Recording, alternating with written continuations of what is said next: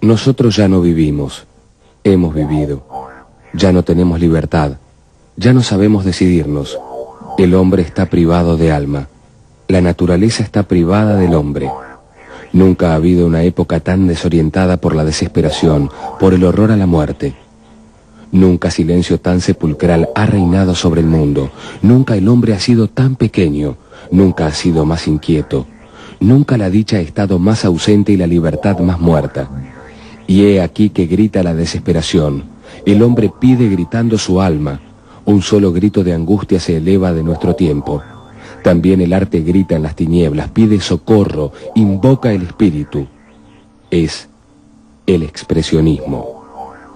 El escritor Hermann Bahr describía así la atmósfera que había rodeado el nacimiento del expresionismo en Alemania, en un ensayo publicado en 1916, cuando aún no había terminado la Primera Guerra Mundial. Quedaban todavía muchas otras experiencias desoladoras que los artistas tendrían que trasladar al papel y a la tela.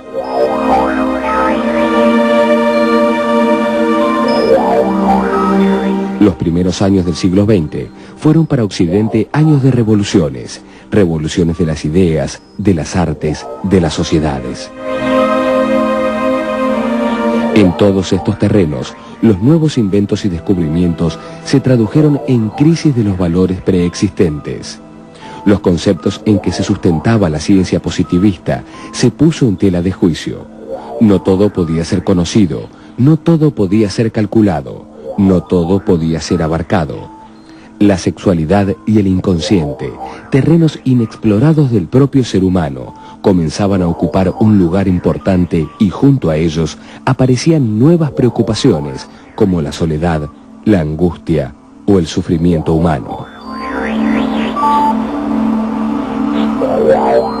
Y mientras más se cuestionaba el estado de las cosas, mayor era el empeño de pensadores y artistas por crear nuevas alternativas. El impresionismo, movimiento pictórico hasta entonces imperante en Francia y expandido por toda Europa, se volvía inútil para representar este nuevo mundo. Su naturalismo y su objetividad en la representación de la realidad chocaban con las nuevas necesidades. Es un espíritu de rebeldía y oposición al régimen imperante lo que se encuentra en la base del movimiento expresionista surgido en Alemania en la primera década del siglo XX. Este país se encontraba bajo el régimen imperial feudal de Guillermo II, cuya ideología pangermánica y sus ansias de poder desembocarían más tarde en la Primera Guerra Mundial. El expresionismo nació entonces como un arte de oposición. Los artistas que integraron el movimiento conocían ya los esfuerzos de otros grupos y personalidades solitarias que habían comenzado a oponerse a ese mundo racionalizado y que se habían detenido a escuchar la voz que, desde su interior, les hablaba de otras emociones.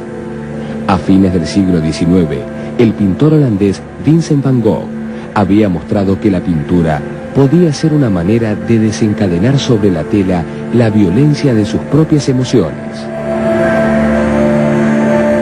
Por la misma época, el francés Paul Gauguin comenzaba a utilizar colores y formas que no concordaban con el modelo real, distorsionando sus percepciones del mundo.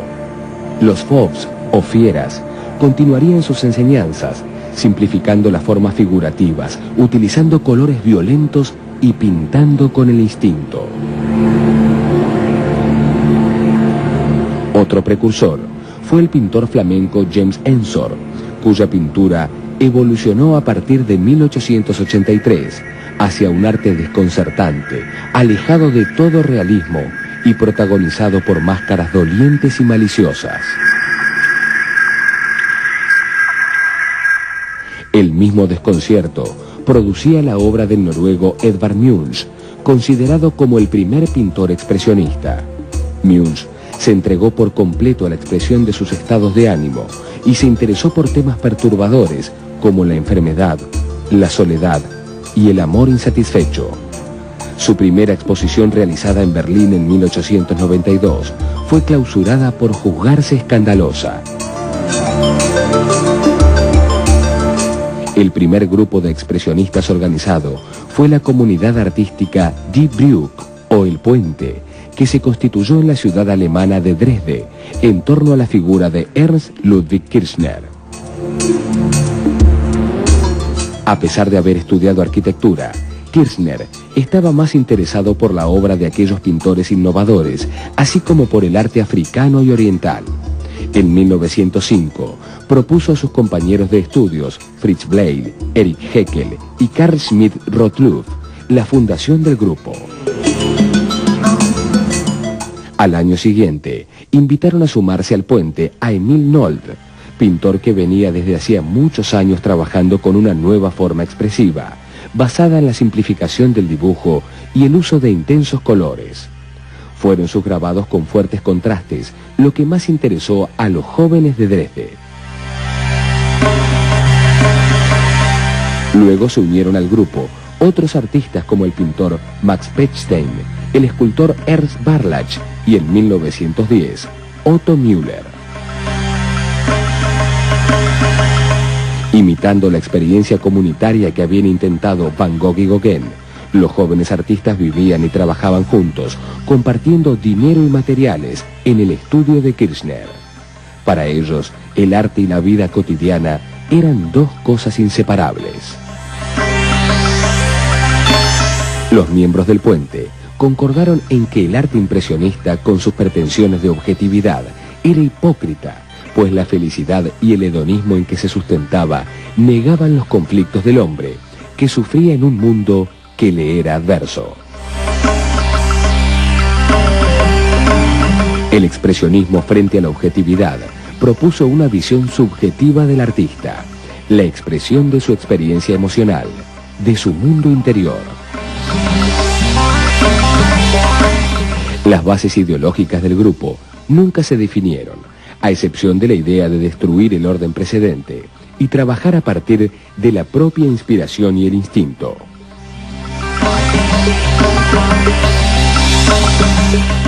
Sin embargo, puede hablarse de un estilo común en los artistas del Puente, que ha provocado en ocasiones dificultades para establecer la autoría de las obras. Su pintura escapaba a la búsqueda de la belleza, a veces era grosera o estridente, o buscaba el contraste cromático entre colores complementarios. Obsesionados por preocupaciones religiosas y morales, el contenido era para ellos más importante que las cuestiones formales. No buscaban un arte que imitara la realidad, como lo habían hecho los impresionistas, sino que la creara. Para ello, debía recuperarse el instante originario de la creación. El artista y el arte debían despojarse de todo conocimiento previo, regresar a la ingenuidad de la mirada, a los temas cotidianos, al gesto infantil, realizar, en fin, el esfuerzo por encontrar la génesis del acto artístico.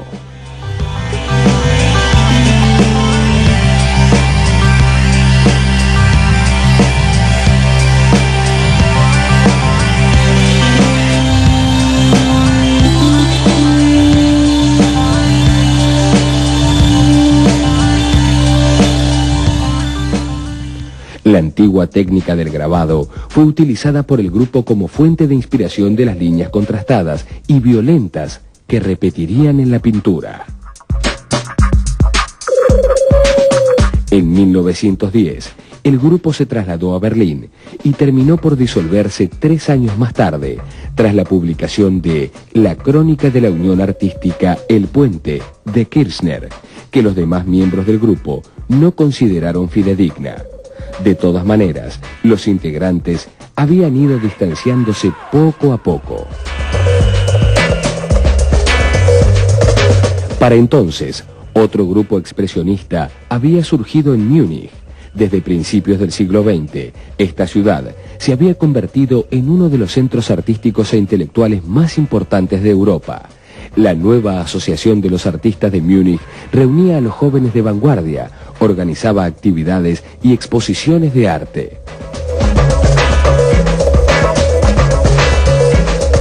Hacia 1911, el presidente de la asociación, Wassily Kandinsky, renunció a su cargo para crear, junto a Franz Marc, el grupo Der Blaue Reiter, es decir, el Jinete Azul. El nombre aludía a la pasión que Marc sentía por los caballos y ambos por el color azul. Sin embargo, en 1903, Kandinsky había pintado un cuadro con ese título. A principios de 1912 se realizó la primera exposición del grupo, con obras de Kandinsky, Marc, August Macke, Gabriel Münter y Alfred Kubin. Para la segunda exposición se sumó el suizo Paul Klee, a quien sus investigaciones habían llevado por el mismo camino. En 1902 había escrito en su diario: «Quiero ser como un recién nacido, no saber absolutamente nada acerca de Europa, ignorar hechos y modas, ser casi un primitivo. Luego, quiero hacer algo muy modesto, procurarme a solas un tema diminuto, uno que mi lápiz pueda abarcar sin técnica alguna. No es tanto cuestión de voluntad como de destino». En mayo de 1912 se publicó el célebre calendario cuyo propósito era la integración de todas las artes. Junto a las reproducciones de las obras del grupo, se publicaron notas sobre pintura, un ensayo del músico Arnold Schoenberg sobre música contemporánea y partituras suyas, además de otros compositores expresionistas como Alban Berg y Anton Webern.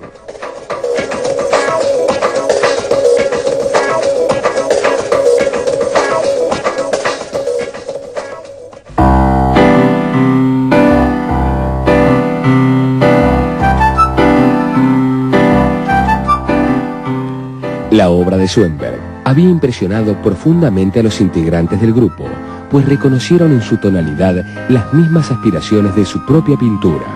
Arnold Schoenberg, también pintor, sería el responsable de la más importante renovación musical del siglo XX. El dodecafonismo, creado por él, implicó una nueva organización de los sonidos, dando por resultado armonías más complejas y disonantes, en que la melodía se volvía a menudo irreconocible. Los integrantes del Jinete Azul prestaban especial atención a la música. Paul Klee era un consumado violinista y Kandinsky solía componer pequeñas piezas musicales.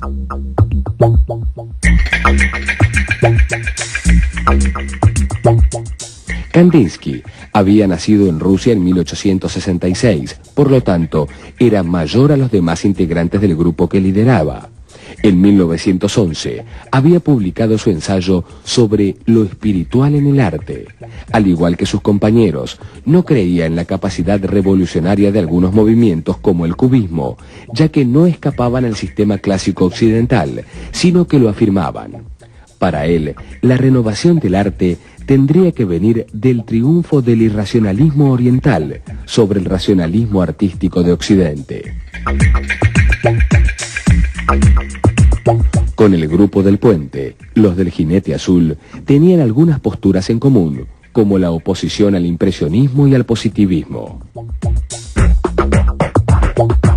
Pero no aceptaban la importancia que el grupo de Dresde le daba a la fuerza del instinto y a la raíz fisiológica de la inspiración. Para ellos, la expresión artística era algo totalmente espiritual. En lugar de distorsionarla, buscaban captar la esencia espiritual de la realidad. La búsqueda se orientaba hacia el yo interior y la verdad del alma. Ya no importaba el contenido. La materia era la pintura misma. La vuelta al espíritu solo podía realizarse alejándose de la realidad. Esto llevó a gran parte de los pintores del grupo hacia la abstracción. En 1910, Kandinsky había pintado la primera obra abstracta de la pintura moderna. Años más tarde, escribía en su diario: «Mientras más espantoso se vuelve este mundo, como es precisamente el mundo de hoy, más abstracto se vuelve el arte, mientras que un mundo feliz crea un arte realista». Aunque el movimiento expresionista se desarrolló fundamentalmente en Alemania, tuvo adeptos de otros países. En la Viena de Freud, de principios de siglo, entonces capital del imperio austrohúngaro, el expresionismo surgió de la mano de dos jóvenes pintores atormentados e incomprendidos. Egon Schiele y Oskar Kokoschka pintaron por primera vez en Viena la angustia, el erotismo crudo, la muerte y los impulsos más oscuros del ser, y se convirtieron en los malditos del ámbito artístico. Ambos realizaron numerosos retratos centrándose en la psicología del personaje.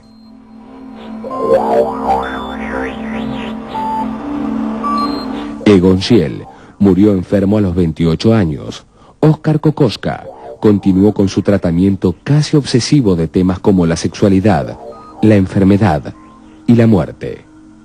En 1910 viajó a Berlín para colaborar en la revista Der Sturm, La Tormenta, donde publicó dibujos y una pieza teatral expresionista, Asesinato, Esperanza de Mujeres.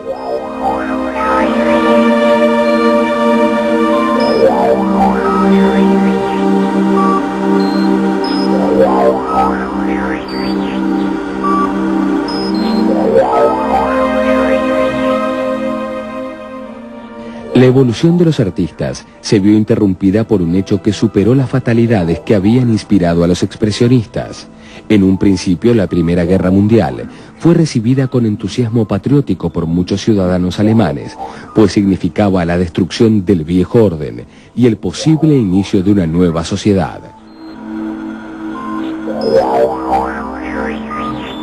Algunos artistas se alistaron voluntariamente para ir a la guerra, como Kirchner, August Mack y Franz Marc, mientras que otros, como George Grosz y Max Pechstein, se opusieron a ella. A medida que la guerra avanzaba, la opinión de los expresionistas que la habían aceptado iba cambiando. Kirchner y Kokoschka no soportaron los horrores del combate y fueron dados de baja. Otros jóvenes como Franz Marc, August Mack y Wilhelm Morgner murieron en el frente. A la derrota de Alemania en la guerra se sumaría poco después la desilusión del fracaso de la República Democrática de Weimar, instaurada en 1919, en la cual tenían puestas sus esperanzas muchos intelectuales y artistas convertidos en vanguardia política. La muerte y el dolor se expandían, mientras el país se hundía en una depresión que llegaría a su punto límite con la crisis mundial de 1930. Los artistas alemanes reaccionaron frente a estos sucesos.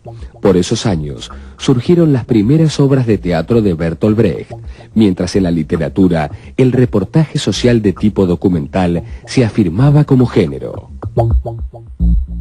Una nueva fase del expresionismo comenzó a tomar forma bajo estas ideas, con ciertas características realistas.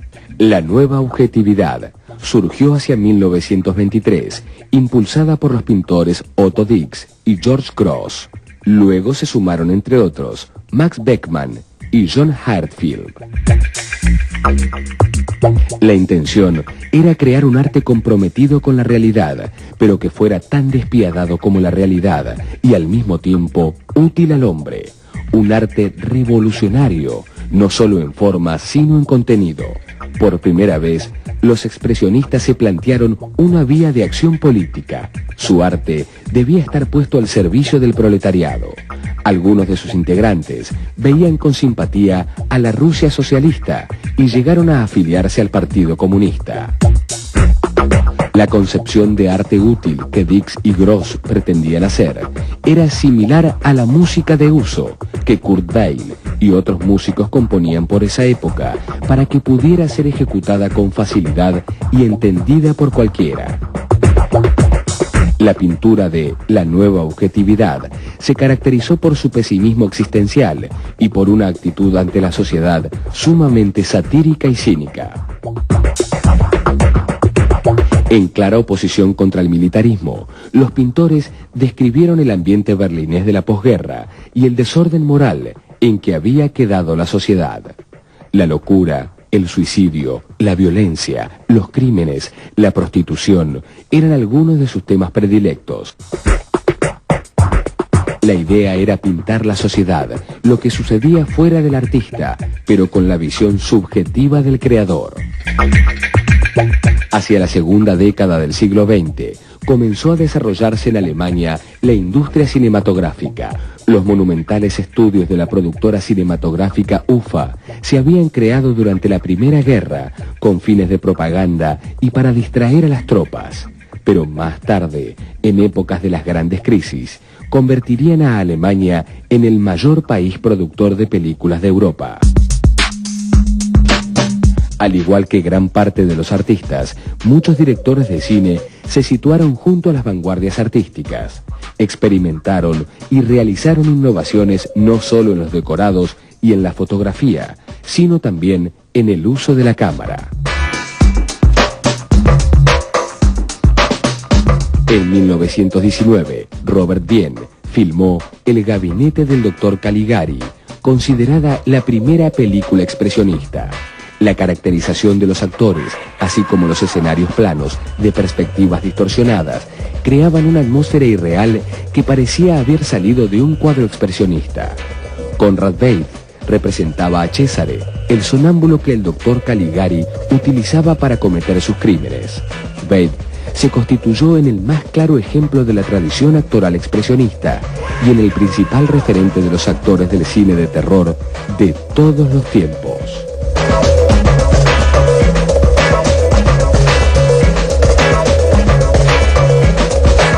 El mismo actor protagonizó 5 años más tarde El hombre de las figuras de cera, cuyo director, Paul Leni, explicaba: he intentado crear unos decorados tan estilizados que marginen cualquier referencia a la realidad. Lo que la cámara percibe no es la realidad externa, sino la de los acontecimientos internos, que resulta más profunda, efectiva y conmovedora que la que vemos todos los días. Creo que el cine es capaz de captar y reproducir esa otra realidad. La película estaba ambientada en un parque de diversiones donde las figuras de cera cobraban vida.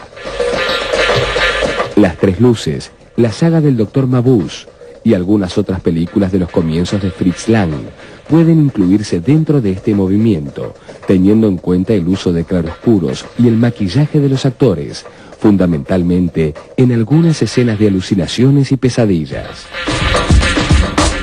El expresionismo manifestaba la mirada subjetiva del artista, inmerso en un mundo de dolor y miseria que se traducía en formas retorcidas, imágenes violentas y realidades oscuras, con un sesgo pesimista. El cine alemán adoptó la estética expresionista, que expresó a través de sus personajes torturados, demoníacos, doctores maléficos y prostitutas destructoras.